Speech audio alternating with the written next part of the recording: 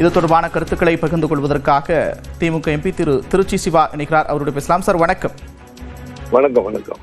India கூட்டணி வேட்பாளர் அறிவிக்கப்பட்டிருக்கிறார். முன்னதாக வேட்பாளர் பட்டியலில் திருச்சி சிவாவுடைய பேரும் இருப்பதற்கான வாய்ப்புகள் இருக்கு அப்படின்ற யூகங்களும் தகவல்களும் வந்தது. தற்போது வேட்பாளர் அதிகாரப்பூர்வமாக அறிவிக்கப்பட்டிருக்கிறார்.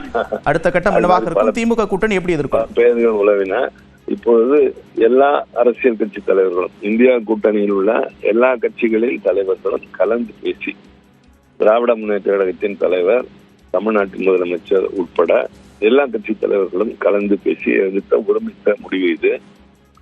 அறிவித்திருக்கிற வேட்பாளர் திரு சுதர்சன ரெட்டி என்பவர் உச்சநீதிமன்ற நீதிபதியாக இருந்தவர், உயர் நீதிமன்றங்களில் தலைமை நீதிபதியாக இருந்திருக்கிறார், புகழ்பெற்ற வழக்கறிஞர், அரசியல் சட்ட மாண்புகளை காப்பதில் முன்னணியில நின்று குரல் கொடுக்கக்கூடியவர்.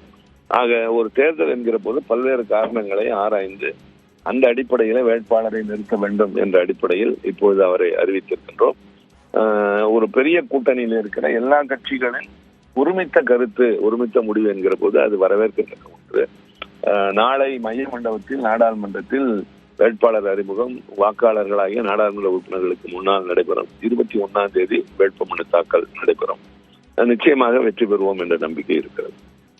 மற்ற மாநிலங்களை விட இந்த தேர்தலை விட தமிழகத்திற்கு இது சற்று கூடுதல் கவனத்தை இருக்குது. 2026 தேர்தல் வரக்கூடிய ஒரு சூழல்ல எதிர்கட்சிகள் தமிழரை நிராகரித்த திமுக அப்படின்ற ஒரு அஸ்திரத்தை கையில் எடுப்பதற்கான வாய்ப்புகள் இருக்கு. இதை எப்படி அப்படியெல்லாம் இதில் எடுக்க முடியாது. இது இந்திய நாட்டின் மிக உயர்ந்த பொறுப்புகளை இரண்டாவது இடம், கான்ஸ்டிடியூஷனல் அத்தாரிட்டி என்று சொல்லக்கூடிய ஒரு பொறுப்பு.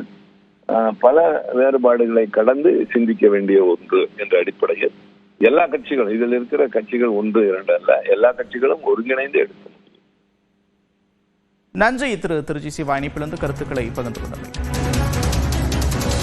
மிகுந்த எதிர்பார்ப்புக்கு மத்தியில் தற்போது இந்தியா கூட்டணியுடைய குடியரசு துணைத் தலைவர் வேட்பாளர் அறிவிக்கப்பட்டிருக்கிறார். உச்சநீதிமன்றத்தினுடைய முன்னாள் நீதிபதி சுதர்சன் ரெட்டி போட்டியிடுவார் என்று காங்கிரசினுடைய தலைவர் மல்லிகார்ஜுன கார்கே செய்தியாளர் சந்திப்பின் போது தெரிவித்தார்.